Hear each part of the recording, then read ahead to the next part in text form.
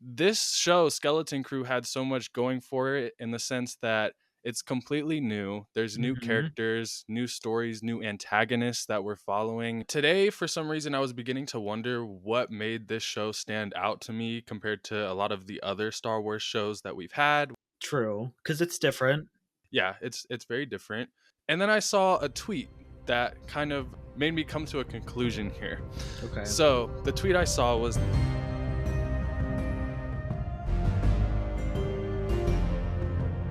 welcome back to This is the Wayseekers, a podcast for Star Wars fans by Star Wars fans. My name is Austin SWE. I'm here with my first mate once again, Scotty Holiday, to be talking Skeleton Crew. Aye. Aye. Oh, I love all the pirate vibes of Skeleton Crew. But Scotty, we are 3 episodes into the show now. Last week we talked about how much we love the first 2 episodes. Do you still feel the same way for episode 3? Let's just say this. I almost started crying at one point. Really? Yeah, Really? but in a good way. Okay. In a good I way. can't even begin to even wonder where you could have cried at, but We'll get we'll talk into it. about it. We'll talk about it. I'm in the same boat. I mean, I wasn't about to cry at anything that I remember, but I still love the show. I still think it's Mhm. doing amazing things. And I actually wanted to talk a little bit about that because, last week, as I said, I loved it. I really needed to love it because I wasn't in a great place with the Star Wars fandom Yeah. and the franchise. And so it's nice to have a project that I love. But today, for some reason, I was beginning to wonder what made this show stand out to me compared to a lot of the other Star Wars shows that we've had, which, True, because it's different. yeah, it's very different. And then I saw a tweet that kind of made me come to a conclusion here. Okay. So the tweet I saw was that 4 years ago today, as of recording, December 10th, it was announced that Hayden Christensen would be returning as Darth Vader in Obi-Wan Kenobi. Woo! Right. Well, you say woo, but then, Oh. we saw the series and Okay, true. and it's actually been 4 years since that entire Disney Plus Investors Day where they announced a boatload of Oh projects and god. then less than half actually Don't released. don't put the graphic on the screen. It's gonna give people it's gonna bring back bad PTSD. memories. Yeah, PTSD, yeah. exactly. But then I realized, in seeing all the announcements that came out 4 years ago, specifically the Hayden Christensen one, this show, Skeleton Crew, had so much going for it in the sense that it's completely new. There's new Mhm. characters, new stories, new antagonists that we're following instead of, the typical rebel versus empire. For sure. Um, we have lots of new coming here. And it's not so much the fact that we're getting new stories, and Star Wars should never retread the same waters, go back to old characters. That's not what I'm saying at all.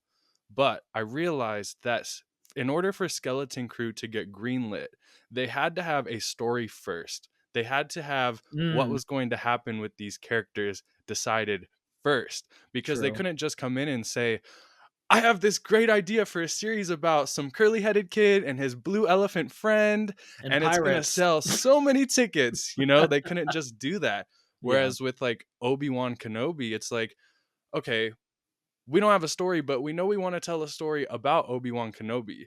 They had the show decided before there was ever a story. Yeah. And Skeleton Crew is not that. And the only other time where they decided they were making a show about a character before they had a story first, where it actually worked out, was Andor.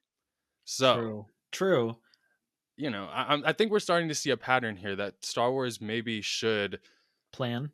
plan, Plan ahead. have a story first before focusing on spectacle, like the rematch of the century, or, Boba Fett is back, things like that. It's, Yeah. let's have a story first. I mean, we all know that I am not like the biggest sequel fan, and I've always said that that was a part of the issue with the sequel trilogy and Hmm. why I didn't connect with it as much, because I was like, it just kind of felt like things were happening on the fly. And Right. especially as we got through it. Yeah, I agree. I mean, with Kenobi, the whole rematch of the century thing, that was like a trigger when you said that. This will be the rematch of the century. When did that happen? It didn't. When It did did we not. see the rematch of the century? Because no, Right. I don't remember that happening. Hmm. And I mean, yeah, I think with Mando too, it was kind of a new situation. They were still familiar, but it was just like they had an idea of the story that they wanted to tell going into it, and obviously it's kind of morphed and evolved since then. But Hmm. yeah, I think Star Wars needs to be planned, and Yeah. it can't just rely on nostalgia and flashy. Like, Obi-Wan Kenobi, you loved him before. Here he is again. Right. It's Ewan McGregor, and we're gonna figure it out as we go. Yeah, absolutely. And like I said, the projects that people seem to be connecting to the most, Skeleton Crew, Mando season 1, are the ones that are bringing new to the table. That doesn't mean you can't show things from the Star Wars franchise and have it speak Star Wars, but I think people are wanting good stories Yeah, rather than, "Oh my god, Darth Vader is back." Like yeah. I think something to point out too, because we didn't really mention the Acolyte, and it's still fresh in people's minds. yeah. If the writing was a bit better, I think it would have had this kind of same reaction to where it's Mhm. new and fresh, because the story that they were trying to tell was new and fresh. It Mhm. was just, at least in my opinion, some of the writing is what made it kind of fall flat in some spots. So Yeah, maybe I I'm playing devil's absolutely agree. advocate there, but Yeah, no, I absolutely agree with you. The Acolyte would have, I think Acolyte would have had the same reaction if it weren't for some of the writing. And then, of course, we all know Acolyte had a lot going up, going I, w- against I it was before ignoring it even that part released. because it was bullshit. That was not Yeah, valid criticism. So, yeah, exactly. So, yeah, the valid criticism part, that's what we should focus on for sure. mhm. And then think of, like, you brought up Mando. Think of when Mando started to fall apart. It was season 2 when they started trying to bring it into the larger Star Trying to Wars do too universe. much. Yeah. Right. And I really don't like that that's kind of how the vibe of The Mandalorian became, because it seems like they're like, well, how can we keep pushing The Mandalorian into everything else Star Wars, Yeah. I think Book of Boba Fett is a really good example of, like, what I mean with having a character first before a story, because the Yeah. spectacle came first with that show. It's like, well, let's have Boba Fett back. Oh, let's have a little bit of a redemption arc for Boba Fett. And Mhm. then, like, that's all they had.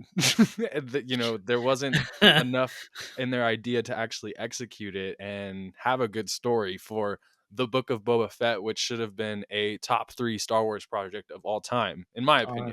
I mean, yeah, I agree. That had the fanboys should have loved that show. Like, but Absolutely. that was not the case. Hmm. Um, and it's interesting because I know a thing a lot of us are talking about too is how a skeleton crew going to connect to all of this, Right. because we have no idea. And so far, it hasn't. I even thought in this episode we'd finally get like a little connection with the New Republic, but I don't know who that Mhm. man was in the X-wing. Yeah, That was not Carson Tevas, so I exactly. don't I know was who it waiting for was. it too. Same, I was like, you "Oh and I god, both. here comes Carson Teva or Deborah Chow or fucking Dave Filoni." But no, it wasn't.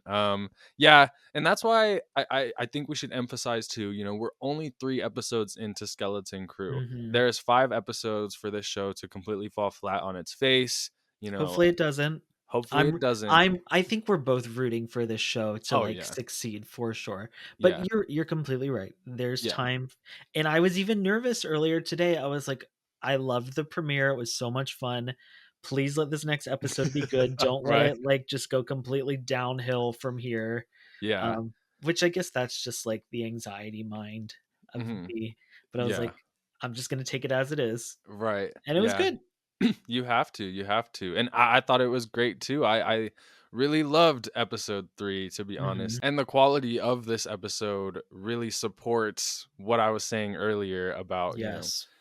we need new stories. I realized that when they were escaping, and it's like, we're going up against antagonists that we don't typically get to see in Star Wars, because, like I said, it's very much Rebels, Empire, or, Jedi, the Sith. knockoffs of that. Yeah, exactly. Jedi, Sith. It's always the same kind of conflict going on. So when we see these kids escaping and they're escaping their pirates and things like that, I'm like, I really think I'm onto something here. I think Skeleton Crew uh benefits from having a story first. Which, Yeah. when you say it out loud, it's like, duh, that's common Yeah. fucking sense. Mhm. But I guess not for Lucasfilm. So if they're listening, which I don't know why We they'd be listening to us, but They totally are. Of course, oh they know really? us. Yeah. Oh, well, I didn't seem to get my gift box in the mail of Skeleton Crew, so You didn't see me put out a video about it either, so must have got because lost. they watch us, but then they put us on a list of like, we do not go anywhere near the Wayseekers. We're on the list of, oh, they just started again. They're in like a trial period, Right. so They are not marketable. Well, Scotty, we've gone off the rails here at the start, but that's what I wanted because, like I said, we always have honest conversations on This Is the mhm. Wayseekers. But what are we talking about today? Well, if you haven't figured it out already, episode 3 of Skeleton Crew, very interesting as an astrogation problem, which astrogation, I was like, what the hell is this episode going to be about? I was like, it better not be math. Right. Don't be math, Okay, please. is this a safe space? Because I don't know what astrogation means. I saw the episode title after I watched, and I was like, where the fuck does that come from? This is a safe space. And to me, I thought of Astroglide, and I'll leave it at Oh, that. okay. I thought of like maybe some digestion issues. I was like, oh, Scotty's gonna love this episode. I'm gonna really relate to this episode. It's gonna hit home. That's why I was Yes. crying, you know. There we go. Yes. Scotty was really holding space for astrogation. Yes. But the episode starts off with something that I thought was cool, getting to see all of the parents. And Yeah. they're freaking out because, duh, their kids have disappeared and they don't know where, except for Wim's dad. He kind of has an idea. Yeah. Um, do you think that the parents' reactions were like a little less than you expected? For me, at least in the first 2 episodes, I thought the Mhm. parents knew more than they were leading on, but this Right, episode made it seem like they were actually more in the dark than I thought they were, right. with the whole supervisor and the security droids, and especially as we learned that they were like, "Yeah, we're not gonna do anything because Hmm. they're out of the planet, we can't risk it." And Right, so, I did think the parents were gonna be a little more, like, I guess, over the top about it, but right. in reality, I think they're just as much in the dark as Yeah. the kids were on the planet, which was a really weird flip that I didn't expect, but kind of made it everything surrounding Attin and its secrecy Mhm. a lot more intriguing. Yeah. I don't know. I can see where you're coming from, but I always figured that they were just in the dark. Like they didn't know either. I kind of Oh, figured nobody on Atten really knows. But I think there is someone who does know, which is Wim's dad. Because while I yeah. do say that, the reaction wasn't as much as I expected, besides KB's parents were kind of like, what the fuck's going on? I was Thank like, God we why is finally got nobody to see else? Katie's Right. parents too. Like she has a Right. family. Yes, she does. She's not just living on her own. Um, but yeah, they were the only ones that were like over the top. I remember Neel's mom was kind of like, "Oh, you must be so distressed, so tired." And I'm like, "Are you not? Like you're the mother of Neel Well, and he's on that ship too." I think it was the fact that they didn't think their kids could get out of the barrier and out of the Mhm. planet. It might have been a Mhm. little bit of denial, being like, "Well, Yeah. there's no way our kids, our little 10-year-old kids could have gotten off of this planet. Like they've got to be Yes. somewhere." And that's what Fern's mom is stressing. She's Yes, like, exactly. they're going to find them. Like I did things as a kid where I went off on Mhm. little adventures and the security droids found me and everything was good. Like, Exactly. or I'm sorry, I think it was KB, one of her moms, but No, it was regardless. Fern's mom that was like, we used to run away all the time as kids and they'd bring us back. It was Yeah. Fern's mom. Um, but as I was saying, I do think Wim's dad knows more because they have that shot at the end of the scene where they're like focusing in on him and while everyone else is like, "Oh my god, we need to talk to the senator. We need to, get Mhm. I don't care about the barrier rules." He kind of seems like he's sitting down and accepting his fate here. As if in his mind he understands that not breaking contact and keeping the barrier intact is more important than getting his kid back. And Okay. so, like, obviously that's not the case. Obviously getting his kid back is more important, but like I said last week, I think that whatever his job is has to do with the great work and keeping the barrier in check. Like Mhm. he knows that, oh yeah, there is no breaking the barrier here because it's much more dangerous than whatever our kids are doing. We have to. It's a sacrifice to keep up with the great work. That's almost the vibe I got from Wim's dad in that scene. I could see that, and then I also wonder, and this is just me like trying to dig deeper. I'm like, could Hmm. it also be trauma because he lost his spouse? That's true. It Which could is why he be. might seem a little more understated as well, because Hmm. he's just like going into those emotions again, being like, I could have literally lost my kid forever. But Yeah. I do think he knows more than he's leading on, and I felt like Hmm. he's been very understated so far in this series in general. Yeah. So it'll be interesting to see if any lost spouse trauma plays into it, or if it's just like you said, he just knows more than he's leading on. Right, right, exactly. And like we said last week, his mom could be missing because she also left the barrier or had questions or things like Hmm. that. And so, yeah, I think you might be onto something there. It might be just something a little traumatic. But either way, I think he knows something. And I think that shot at the end really emphasizes that he knows something more than these parents do. Um and I don't know. I don't know why I don't trust him. I don't know either, but maybe like you said, it's because he's so understated. But I found him to be that way this entire series, and I'm like, is that an Mhm. acting choice, or is he just not super expressive in his Yeah. like character? We'll have to wait and see as the series goes out. We've only seen a handful of scenes with him, Right, exactly. That's why I so was my face when you said this entire series. I was like, "Oh, all three of his scenes." all three of his scenes, yeah, he's Right. slay.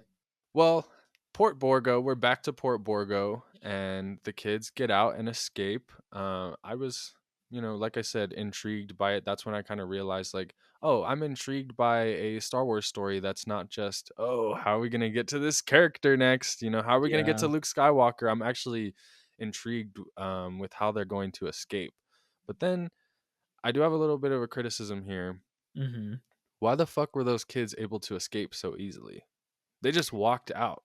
I mean, it's the debauchery of Port Borgo itself. It's just nobody's really paying attention to anybody else unless you walk in with like flashing credits or flashing like wealth. I don't really Hmm. think anybody pays attention. And I think that's the point, which is kind of like everybody ties it into like Tortuga from Pirates of the Caribbean, is it's Hmm. just like everybody's kind of there laying low. There's so many people there that could also be trying to lay low and Right. hide. So people aren't really looking up unless you give them a reason to. That's why when Wim threw the credits on the counter, everybody perked up because they were like, oh, Right. what are these wealth and credits? I mean, they're just a bunch of drunk people and just a bunch of people trying to hide and get lost. Yeah, I guess that makes sense. And it also depends how much time has actually passed. It's just Hmm. kind of crazy to go from like what seemed like the entire Port Borgo was like focusing in on that big giant scene that they caused before they were thrown into jail to go Hmm. from that to the same very recognizable blue elephant was able to just walk out in front of people and nobody was like, "Hey, that's that kid that caused a huge ass explosion, you know, I the mean, day I prior." I think that's just a nitpick. It might be, but I don't know. It It didn't didn't feel very bother me. realistic.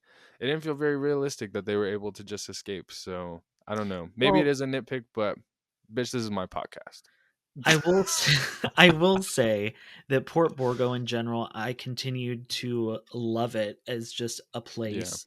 It still looked so good, especially in the scenes where they were in the ship once they got into the ship and all like park ships were around. Like Hmm. everything looked so good, and I was waiting for like the special effects to slip up a little bit or to be like, ooh, Yeah. that didn't look very great. But I didn't notice any of that in this episode in general, but Hmm. specifically on Port Borgo, just leaving the port, even like some of the shots when he first went back there and there's like just the wide shot on the port Hmm. itself. I was Yeah. like, okay, let me see if I can find anything in here that I'm like, that looks kind of crappy, but it just continued to look really good. Yeah. Exactly. Exactly. I It love that did. place. I do love that place. It looks gorgeous. And also, I should keep my mouth shut with having nitpicks because we both had a nitpick last week that was answered within this episode, which was okay, why didn't Jod escape? If he Th- could have all this time, why didn't he? And KB asks him, that exact same question, and Mhm. he's like, "What's the point of escaping with no ship?" And then it's like when that happened, I was like, "Oh, duh, There obviously." was there was actually a lot of that in this episode. I feel like they answered all the questions about, "Oh, is he just tricking, not really using the Force?" Like, they Right. even said mirrors, strings, like, Yeah. magnets, and, like, I felt like it was very self-aware of them to put that in there, and Mhm. it felt kinda cheeky, and I liked it a Right. lot Yeah. because it's like, for these little nitpick things that we might have, they're like, "Well, why wouldn't the characters that are experiencing this think the same Right. thing?" Also have those questions, exactly. Instead of just ignoring it, which I feel like goes into the writing, Mhm. which we've already said is one of the things that's excelled with this project, or not excelled, but like it's held up really good so far compared to other projects Right. where, the characters seem oblivious to the things going on around them. And it's like, why wouldn't they question that? And that's what I really liked about this episode. Mhm. It's Yeah, just, I think this show is very aware of like what viewers are thinking. I mean, think about it. We see that this show is starring Star Wars fans, yeah. fans of the stories that they've heard, Mhm. the very limited stories they've heard on Attin. Yeah. So I think it does make sense that they're so in tune with what audiences want, which is funny because if you asked any Star Wars fan before Skeleton Crew came out if that's what they wanted, they'd be like, hell no, that's not what I want at all. Like, not that But kids show. exactly. But as most creatives will tell you, you don't know what you want. I know what you want. And you're not going to know you want it until you have it. And Well, I think Skeleton Crew is doing a great job at that. I completely agree because just like I said about Andor, like I was like, why do we need a show about Andor? And now it's like my favorite live action. But I'm like, Skeleton Crew's climbing up the list Oh, yeah. very quickly. Very quickly. Yeah. So I'm excited to talk more about how it compares to Andor, but I think we'll do that in later episodes once we know more so that we don't look yeah. stupid come episode 5 when it just becomes Ahsoka season 2 or something like that. No, no, no. Don't we're not manifesting that. No. Also, I have to apologize because you were correct. SM-33 is not dead and the kids went after him. I had thought that it was just all right, we just got to leave him behind. There's nothing we can do, but No, he's so cool. How could I mean, yeah. if we really want to take it back, who's going to sell toys? Neel and probably SM-33. Yeah, So, like that's true. who doesn't want an SM-33? Like, and I didn't even notice until like after I think it was this weekend. SM-33 has a peg leg. Did you know that? Yeah. Yeah, I noticed it cuz I it's didn't even notice. oh, It's so well, funny. yeah, I like his design cuz it's very like skull-like, skeleton-like, Yeah. skeleton crew. And Um, I didn't like it that much at first, to be completely oh honest, really? but I was just like, "Yeah, he looks kinda weird." His voice Mhm. feels a little too human and not droid enough, but, Mhm. something that I really loved in this episode is I feel like at least I kind of honed in on watching the way he moves about and stuff, and I think the fact that they have somebody puppeting Mhm. him, like, in the show really works for the design that he is, because he's Yeah. supposed to be, like, this old, kind of, like, very, Right. very old droid that's, like, barely hanging on. He's seen a lot of like, R2-D2 and C-3PO have seen a lot, but, like, Mhm. This clearly guy's yeah. SM-33 has seen a lot more Yeah, and can, like, do combat on top of that, so, like, that's gonna wear you down a exactly. bit. But Yeah. I'm really liking him, and I'm glad that they didn't just leave him, especially after Jod was like, "It's just a droid. I don't need the droid." Right. And they're like, "He's the only one that knows how to do this ship." So True. And then Fern says about a Jedi would never leave anyone behind, you know. And obviously, we know that Jod isn't a Jedi, as revealed in the end of the episode. Well, kind of revealed. but you know what's Um, so funny about that? hmm. I feel like it harkened back to Finn in The Force Awakens where he's like, "The Resistance. I am with the Resistance." And I'm like, With the resistance, yeah. I am with the resistance. and it felt very that the way Jod was like, "That's not." Oh, I guess you're right. Yeah. He's like, "Oh, you know what? I will go save him. Y'all stay Right. here out of danger. I will sacrifice myself for the Yeah. droid." Right. I think that there was another callback. Mine might be a little more tinfoil hat than yours. Oh. But Fern mentioning, Jedi never leave anyone behind. I was like, is this tying into the fact that the Jedi she knows are like a watered down version because she's only hearing about the Jedi from tales that are probably thousands of years old because they're from the time of the Old Republic? Because Mhm. she says, uh, I thought a Jedi would never leave anyone behind. But that's not really anything we ever hear about with the Jedi. In fact, if you remember in Attack of the Clones, when Padme falls off the ship and Anakin wants to go back and get her, Obi-Wan frames it as if it's like an un-Jedi like thing to do. That you 'Cause of need the to let her attachment. go and just, there's no going back for her. And he actually gets in trouble for going back to her. So I was like, is that a Mhm. little Attack of the Clones callback that you kind of gotta dig a little deep and be like, oh, No, that's a good point. right, like maybe she doesn't understand the Jedi in the same way that someone who has heard the more updated stories would. Well, and I think that plays onto the glorification of just any kind of higher power or being or like a Right. savior thing, and that's what they're hearing. Like you said, it's myths and fables and tales, literally tales of the Jedi Right. from eons ago. And we even see that with both Neel and Wim, because they're so naive, especially Wim, who's just like, of course he can help us, he's a Jedi, of course he can do that because he's clearly a Jedi. Hmm. And it's very cute, and I get it because Wim's just fascinated. This is his choose your own adventure, and it's going completely in his favor so far. Yeah, I So love that. I loved seeing just the naivety of it all, and then of course KB and Fern being like, "No, I don't think so, but we're gonna let you have fun with that. But we're gonna keep an eye on this Jod Nanawood." Right. Yeah. They are not very trustworthy of Jod. And to be honest, I wouldn't be either. I'm still Yeah, not trustworthy even after everything that we learned in this episode. I'm just still kind of like, bullshit. We're going to be betrayed by you at some point or we're going to learn well, more. one thing I was surprised about Hmm. is when his old crewmate or whoever popped into the droid place. I really Hmm. thought he was gonna pull like a Han Solo and kill him, Right. Oh, like with yeah. Greedo. Like I really thought it was gonna be a, oh no, like yeah, hey buddy, you can't tell anybody that I'm here. Hmm. Like I just got to slip out. I finally found that big score, and his crew member is like, well, maybe I should call Brutus and see what's going on. And I really thought he was gonna pull the blaster and Right. kill him. But he, as far as we know, I don't think he did. I think he kind of just Right. made a run for it. Yeah. Yeah. No, he didn't kill him. And another interesting part about that scene is that he calls him Captain Silvo. It was confirmed.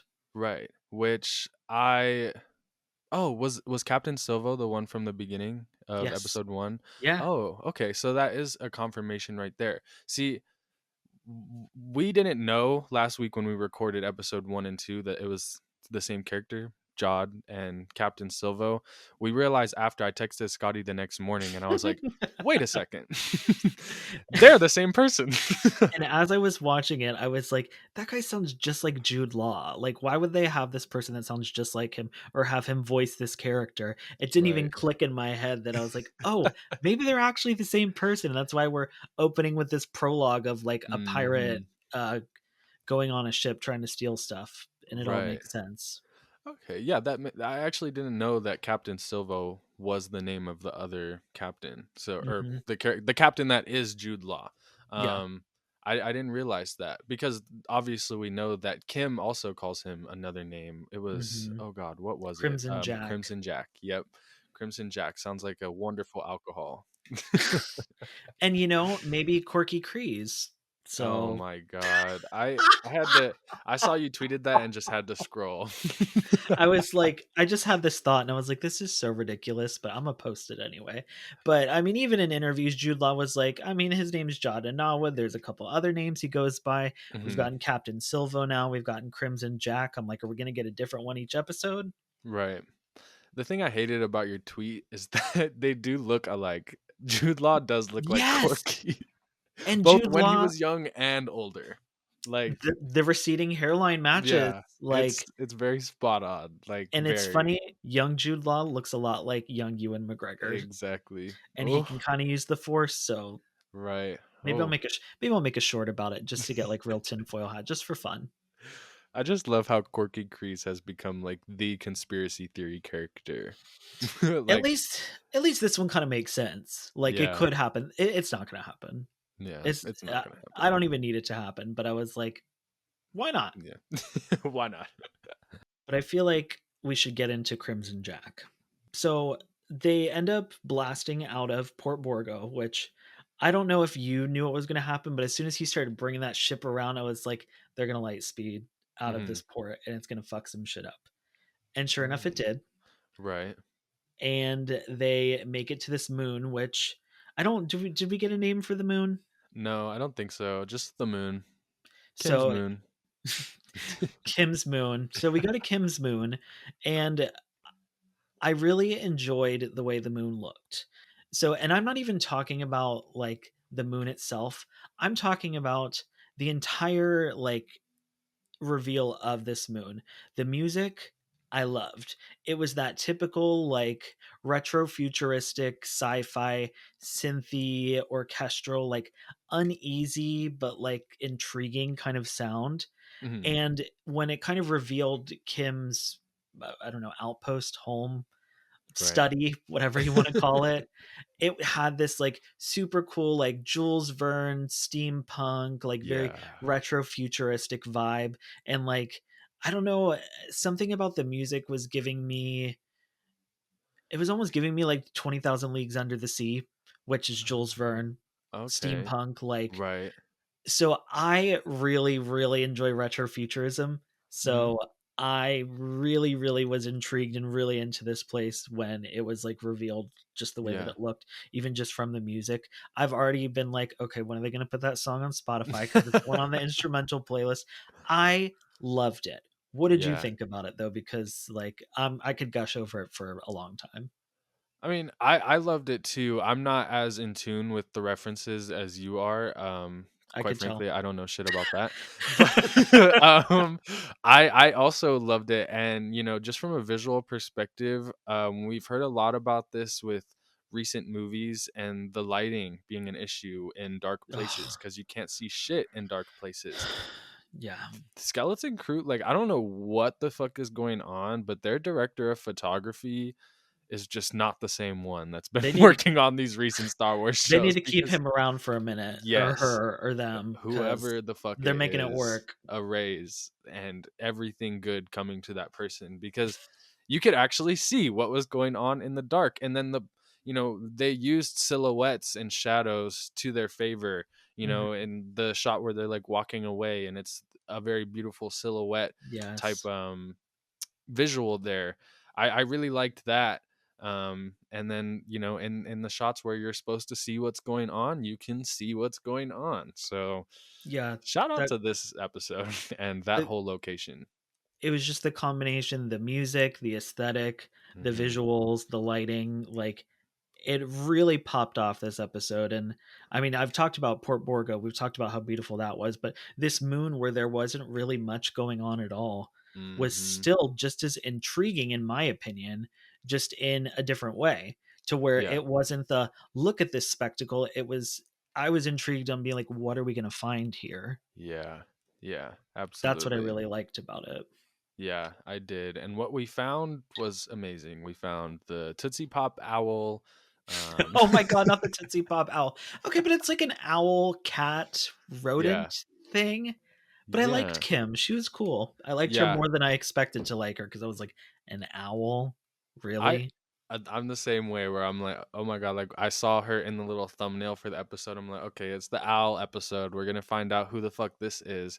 Now I'm like, give me a comic, give me a Oh, spin-off show, sh- give me a her novel. her and Maz Kanata are gonna Oh go my on an god. adventure in a comic.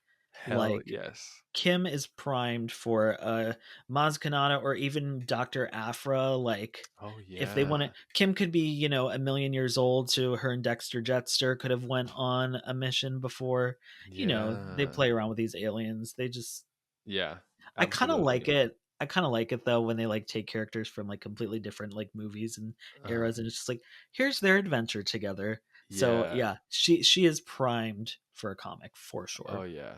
In the High Republic era. Because that's the era that Yeah. seems to be making these connections. Well, I don't know. Could she be Old Republic? Because this episode gave us a Yeah. lot of Old Republic.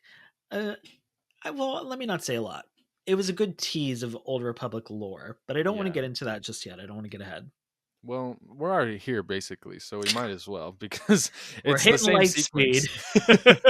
It's the same sequence where, it's revealed. So the exact exposition dump is Attin is part of the jewels of the Old Republic.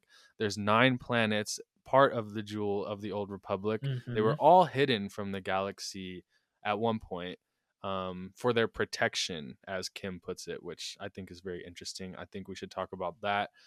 Sure. But then the other 8 planets were destroyed. Attin is the only one left, but it seems to have remained hidden from the rest of the Hmm. galaxy, just like the other 8 planets were. Hmm. It's very interesting. I like the little lore dump that we Hmm. got and the exposition that we got because I feel like it was needed. Yeah. Especially just to kind of clue us into just peel back a little bit on Yeah. Attin. And I loved that this is like Kim's speciality, where Yeah. she is kind of like the treasure adventure, like and she tries to pull out and Whim's like, "Oh my god, is that a map?" And she's Right. like, "Nope." It's like a tapestry or like a fragment of a Hmm. tapestry. And I love the visual. I love a Yeah. good visual in Star Wars. And that kind of had that retro futurism feel as well, a little Hmm. steampunky. So that kind of continued the theme. Yeah. But I'm very interested to see why Attin was the only planet that is Right. left and Hmm. why it has prospered at the same time from the Old Republic era, because it's a Yeah. long, long time. Yeah. No, absolutely. Absolutely. And that's why I was going to say, yes, it peels back some more, but I just have more questions now where I'm just like, The okay, intrigue is real. right, like what the fuck is going on? I almost think that Aten might have been the planet, or at least like the government or whatever, was the one that destroyed the other planets. Is that possible that they had like their own war within their little bubble that they had, and fighting for resources, and Aten is the one that came out on top? I mean, it could even be a situation where it was like they had 8 jewels. Hmm. Well, it's a lot harder to find 1 jewel versus 8. Right. And we don't know if they were necessarily nearby each other. Obviously, the picture of it that we see is like a stylized version, so they Right. may not actually be in close proximity. But it's like it's going to be harder to find one planet that's hidden from a nebula Hmm. than you know 7 other planets that may not be as easily hidden. They may have said Aten is our best chance at keeping everything hidden Hmm. and away and tucked somewhere where people aren't going to stumble upon it. Right. So let's just kind of put everything in this place and we'll get rid of Right. the other ones that way. And it could have been a situation where it was like, well, maybe one of the planets was rich in coaxium. Hmm. And so they were like, well, we've got other planets with coaxium, so let's get rid of this planet. We'll take what resources are there, we'll put it on Aten, but then the galaxy will think, oh, well, the coaxium like deposit planet was now destroyed. So Right. kind of hiding the resources and consolidating them for themselves. I Hmm. don't know. Could have been this line with the supervisors. Who Yeah. knows? There's Yeah. something fishy. Yeah, something fishy for sure. That's why the whole part about her saying it was for their protection, for the planet's protections, to protect their resources or whatever. I'm like, that's so fishy. There's something about that where it's like, there's no way it was for the protection of the citizens or whatnot. If it was protecting anything, it was protecting the resources. Well, and Um, that's the thing. It could have been in the beginning protection for the resources and for the environment and whatnot, mhm, but then that was kind of weaponized or taken selfishly by the people that knew about it mhm, and were like, well, we don't actually have to share these because nobody needs to know that we're right. here. And when you think of it, like, there is a possibility where it makes sense that they're protecting the citizens, because if there's so much treasure and so many people are sought after it, pirate gangs that are very dangerous, it makes sense that they'd protect them from that. But then you start to think of all the things that they're able to get away with being Hmm. separate from the rest of the galaxy, where they don't have those same protections. are they doing something sinister, to their citizens? Or, I just feel like there's more going on. There's no way that it was just to protect the citizens, protect treasure. And even if it was, like you said, it might have started out that way, it's definitely become something else where there's got to be something wrong going on here. Well, even the kids start to realize that this episode, because if you Yeah. remember, Hmm. when they're, flying to the moon and they've got some downtime, which love the fact that we got downtime with the characters. Yep. Um, but they were like, all of our planets or all of our parents work with money. Yeah. And they're What are like, they so maybe, analyzing? and it's like, maybe there is some truth to all these people talking about our planet has these treasures. Cause that's the one thing I feel like each kid stresses at some point in the episode. It's like, our planet doesn't have treasure. There's nothing special about it. Even Right. Wim's like, it's so boring. Like, Hmm. blah. It's like, well, that's the perfect cover to hide something extraordinary. Yep. Very true. Very true. And maybe the great work, as great as it may seem, maybe it is for something more sinister, or even not Hmm. sinister, but just for something selfish. Yeah.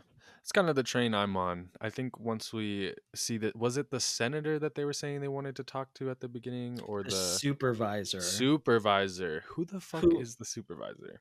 I know, I really have no idea, and it's funny because I've kind of listened to some other people's podcasts and like coverage Hmm. of the show, and some people I initially thought it was going to be something like super sinister and dark and like Hmm. imperial or something like that. Other people are saying it could just be some pirate lord who is just Mm. like, nope, this is my treasure, you cannot have it, I'm Hmm. keeping it and hoarding it all to myself. So I Yeah. initially thought it was something more sinister, but even we know in Star Wars you don't have to be evil or Sith to Hmm. be a sinister antagonist. Like, we Hmm. know somebody that I feel like we've seen with that is there are political people that can be sinister, and they could be the antagonist of the entire series. So it could just be a situation like that where it's just a Hmm. normal person, Right. but it could be the banking clan. Who knows? Yeah. Yeah, who knows? There's so many possibilities, and that's what's so nice about this series is it's like we don't know where it's gonna go. We don't have very good guesses here. But they Um, keep dropping little hints, and it's mhm, keeping us engaged, and it's making us theorize and think about it, which we've mhm, talked about this being a good show and being creative. Like, good art is going to make you think, and it's going to make you question exactly. things. Hmm. So I think it's doing a great job of that. I definitely want to know more about the supervisor. Every time they mention the supervisor, I'm like, Who the what fuck are about, you? what about the supervisor? And Right. even, we talked about, they say we want to have an immediate meeting with the supervisor, and the droid's just like, well, it's already been determined that it's illegal to leave the barrier, Hmm. and if we contact the Republic, we're going to lose our protection, so we can't. So there's no point in Yep. talking to the supervisor. I'm like, Hmm. the supervisor literally said, fuck them kids. Right. Literally. And Wim's dad, like I said, seems to be perfectly fine with that. Maybe he's the supervisor. Do you think there's a world where he's the supervisor? Like, I know it sounds like a joke, but do you think there's a world where he's the supervisor? I don't know. I don't want him to be the supervisor because I Yeah. think that's boring. Yeah. And I can't think of an exciting way to be Mhm. like, I'm the supervisor. Ha ha ha. Yeah. Like, I but guess they but this open the door shows and he's like, "Wim, I am your father." I am the supervisor. No. Yeah. I Who love it. knows?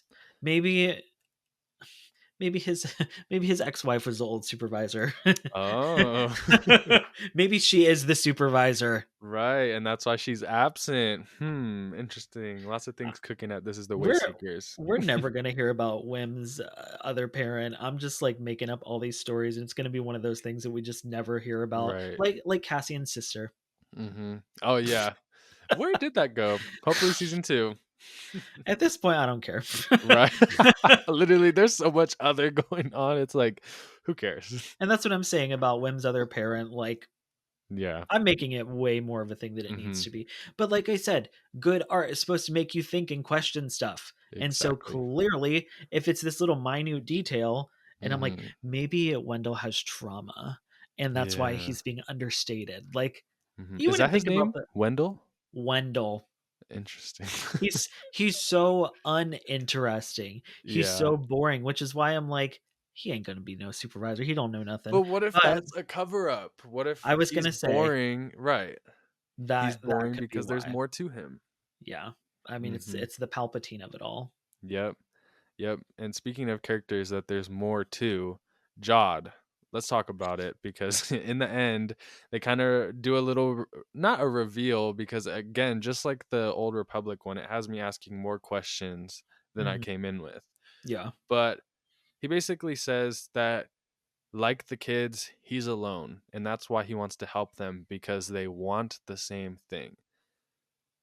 I just keep I've watched the episode 3 hours ago now. For the past 3 hours, I've been trying to figure out what the same thing they want is, They wanna because the get home. kids, okay, but what home? Like obviously the kids want to get home to Attin, but why is Attin important to Jod? That's not his home as far as we know. So they don't want the same thing. But then again, I don't think that he's like using them for something else, because I think the kids are more of a liability at this point than anything else. So if he was just, using them to escape and do something greater, he probably would have just left them by now. He probably would have left them at the moon or Port Borgo, something.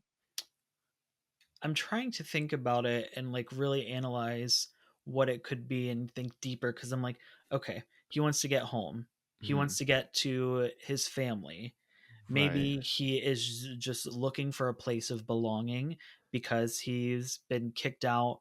He was kicked out of his like captain spot with the pirates. Hmm. He's clearly a scoundrel with a shady past, so I'm sure he's been jumping around because he's trying to look for his big treasure essentially. He Hmm. even mentions that to the, I don't know, I keep calling him his first mate, the crewman, whatever his name was. Hmm. But he was like, I think I've finally found the big score that I've been searching for so long. Right. And I don't know. I don't know Yeah. if he's really wants the treasure, if he's just looking for a place to belong, if Hmm. he is looking for his family. Yeah. Like, I just don't think it's his family though, because that's the thing, is it's like, okay, I can understand if he wants to get home, but how is what he's doing right now with these kids going to get him home unless his home is at Attin? Because then too, if he goes to Attin, how's he going to get out of there? maybe I don't think this is gonna happen, but Maybe. maybe he's looking for force users Interesting. What because era are we in again? Mando era? Yeah. we know at this time Hmm. the Jedi Purge has happened, Hmm. and there's not a ton of Jedi running around like there was. Right. But So, is he a Jedi? I'm so well, confused because they said that he was a Jedi. At Star Wars Celebration, when they first talked about the show, they said he was a Jedi, and I remember thinking it's very weird that they even said that. There has to be more to the story, because otherwise they would have just kept it a secret and then it would have been a big reveal. Oh, he's a Order well, 66 survivor. I'm pretty sure they said he's a Order 66 Exactly. survivor. So that's why I'm saying maybe he's looking for. Ooh, he could be looking for his family if he was taken away as a child to join the Oh. Jedi Order. But then again, see, we're going in circles here, because what is the mission he's doing right now going to help him with that? It's not, Uh, Resources. I guess. But it's That's like that's why my brain has, like, because then you think of something and you're like, "Oh, okay, that makes sense." But then you're like, "Oh, forgot about that aspect there." It doesn't actually make sense.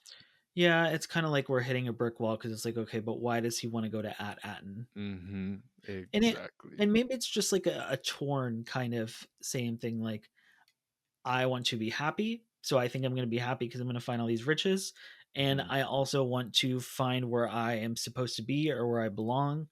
And it's Mhm. kind of like that, uh, the selfish reason and then like the emotional reason. Mhm. I don't know. Makes sense. We don't know enough. We're 3 episodes in. He's been in Yeah. like one episode essentially and like a Exactly. 10-minute clip. I know. Yeah, exactly. But, maybe like you said, he is looking for treasures, and maybe that's his original intent, but I think as the show goes on, he's going to realize that the treasure all along was family. and belonging with this group of kids and getting to be their dad, which I think is going to happen. I think we're going to have a little bit of an arc like Mandalorian in season 1, For sure. because they kind of For sure. emphasize they're like, he feeds himself, he keeps himself warm, like he doesn't care about the kids. He's like, he's literally says, I was laughing so hard when he says, he pulls up his scarf and the kids are like, it's cold here. While he pulls up his scarf, he's like, just keep walking, you'll get warm. It's like, okay, but bitch, you're putting on a scarf, so what the fuck. Well, keep in mind, while we all thought he selfishly made himself food and There didn't was make more in anybody the for pot. anybody else, he ate, filled his stuff, and he was like, well, if you're hungry, there's more in the pot. Exactly. So Yeah. there's already little hints, but he was also a pirate captain and he wants to take care of his crew. Mm-hmm. So there's already that kind of familial outline that he may already have. This is just clearly in a different way because it's kids looking up to him as a leader. Right. It's not pirates. Yeah. Yeah, absolutely. And he's not their captain. He's hired by the kids. Yeah, He's an essentially. employee. Well, and what I think is funny about that too, and kind of getting to that moment where they're like, no, you need to tell us the truth. I Mhm. feel like KB really shined in this episode, especially because she Mm, was the main one questioning him throughout and right. up until that point, because she has that moment with Kh'ymm where she's like, are you okay? Yeah. Like, what's going on with Jod? And Kim's like, what did she say? Did he tell you, like, go with your gut or whatever? Yeah. Mhm. And then at that moment, that's when KB finally is like, no, we're not doing this. Right. And she kind of takes charge. And I'm happy she got that moment this episode because myself and so many other people were like, we don't know nothing about Yeah. KB. She was Like, kind of lacking in the last 2 episodes compared to the other characters. and her parents even got time to shine in this episode, I Yep. feel like, because they Yeah. stood out in the group of the other parents and they Mhm. got more speaking roles. So I'm happy Mhm. we got some time with her, but I enjoyed seeing her as like the whiz kid in this episode be like, this is not calculating up these Mhm. stories that you're telling. Right. There's no way you could be a Jedi. So tell us what's really going on. Yeah. So I really enjoyed that moment or Mhm. those moments throughout the episode. And then leading up to this point where we're now like, yeah, Jod, what's going on? Mhm. Yeah. But you say how, she's the one asking questions and everything. I know she's a kid and I know they're all kids. I'm just like, how were they satisfied by the answer he gave? Like, I wasn't, like I said, I have more questions than I did Mhm. going into that whole scene. And so I'm not saying that as a criticism or anything. Like, I understand that it's part of the story of these kids, but I'm just like, from an in-universe perspective, what the fuck were they thinking when they were like, all right, that's good enough. You'll be on our team. Deal made. I think it was the fact that one, they're naive because they're kids. Right. And on top of that, what other option do they have? Yeah, that's true. Well, Kim. They have no way to get back to Attin. Yeah, that's true. And SM33 once again repeated that he has no idea what Attin is, never heard of it in Right. this episode. And John had the thing with the coordinates in it. Hmm. So I feel like they kind of just were like, okay, that answer will suffice for now. For now. Yeah, But makes like sense. before we get blown up Hmm. by these goons Right. that are coming over in X-wings, let's just get on the ship and get out of here, and then we can continue this conversation. It was like he opened the door to the conversation, maybe Right. in their eyes, and it's like something that I hope they revisit it too, Oh because I yeah. do want to learn what are his motives. I Right. don't think he's necessarily has dastardly motives, like he's Hmm. gonna ditch the kids and be like, I'm going to Atin and Right. it's all gonna be for me. Hmm. I don't think that's gonna be the case, but I feel like they do need him. And if your theory holds true that he's going to come around and be a little fatherly figure, Hmm. he needs them just as much as they need him. Yeah, very true. I love that. It's very Star Wars. Very Star Yeah, Wars. very Um, Star Wars. but Scotty, we're at the end of the episode here, and even after discussing everything, I still have no idea where the fuck you cried. So Oh, please tell us. Please share with the class. perfect, because this is a perfect segue into that section. So as the kids they're escaping the planet, they've Mhm. got to get to the other side of the moon, Mhm. and each kid kind of gets their duty. They're on Right. Smuggler's Run at Galaxy's Edge. They each get their duty where Neel has to fly, and it's so Right. chaotic. KB is kind of like the seer agenda of the group, like playing on the computer and checking the coordinates and listening to the radio and running things. And then Fern and Wim get to go in the turrets. Mhm. And it's just the moment of Wim's excitement of popping up into that turret and like this super cool space battle that I feel like we all have pretended to be in a Right. turret in space in Star Wars, shooting down other. I mean, usually we're not dreaming of shooting down other X-wings, Right. um, but like shooting down the bad guys or the people that we're against. It was just so Star Wars, but like in the first episode, like in those moments where they're pretending to be Jedi and lightsaber dueling, he's playing with his action figures, he's drawing pictures of Jedi at Mhm. school. Like it's just those moments where I'm seeing myself as a Right. kid in my experience with Star Wars as he's experiencing it. So one, it made me very happy, Mhm. but then I got a little bit emotional about it because I was like, "Oh my god, like he's getting to do the thing that we all want to Yeah. do." And still to this day, I still want to be up in a spaceship shooting down the enemies. I have horrible aim, so it probably wouldn't be very good. Right. But still, like just that moment of popping up into the canopy and seeing like the vastness of space and like spacecraft like coming Mhm. at you. Like everybody Yeah. knows the scene where Luke first jumps into the turret of the Millennium Falcon and he's just like having the time of his life. It's just Right. like shooting womp rats back on Tatooine. Like Yeah. it's just that fun moment and that made me Right. emotional. And I said, you know what? I'm gonna let it make me emotional because I'm healing my inner child.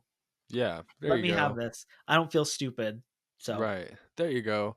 Well, I'm just glad it wasn't because I was a little scared you were gonna be like, when Jod said he's alone and he needs he he's is just looking for a family. It just had me so emotional. he is not Asajj Ventress. He will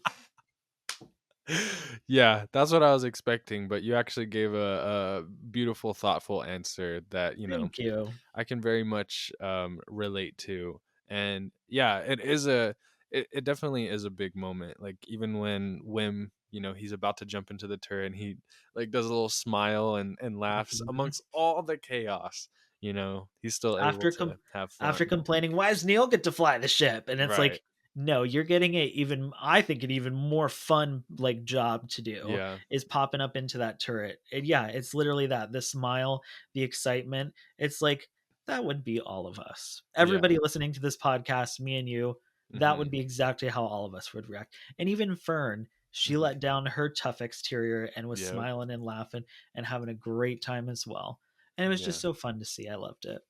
Yeah, overall, I think a very wholesome episode. We continued the journey. We have more questions now, some answered, but more questions than anything else. And I'm excited. We're not even halfway through the season, which feels kind of nice because it feels like we're taking it at a slow pace. Where I don't know why, but it seems like a lot of the other Star Wars shows, for some reason, the release seems so fast, whether it's because Mhm. they're doing 3 episode premieres or, whatever the fuck. I don't know. It just feels like I just feel like pacing is a big issue with a lot of recent Star Wars projects, but I don't have any issues with these 3 episodes and the pacing we have Same. so far. So Same. I completely agree. It's that the galaxy opened up to the kids and this story has opened up to us and yeah, we're just literally along for the ride. I'm yep, loving it. loving it. Well, if there's nothing else to gush over and feel nostalgic for, Scotty, why don't you send us out of here? Make sure you follow us on social media at Wayseekers Pod or wherever you get your podcasts so you never miss an episode of our Skeleton Crew coverage. Thank you all so much for listening. And as always, may the force be with you.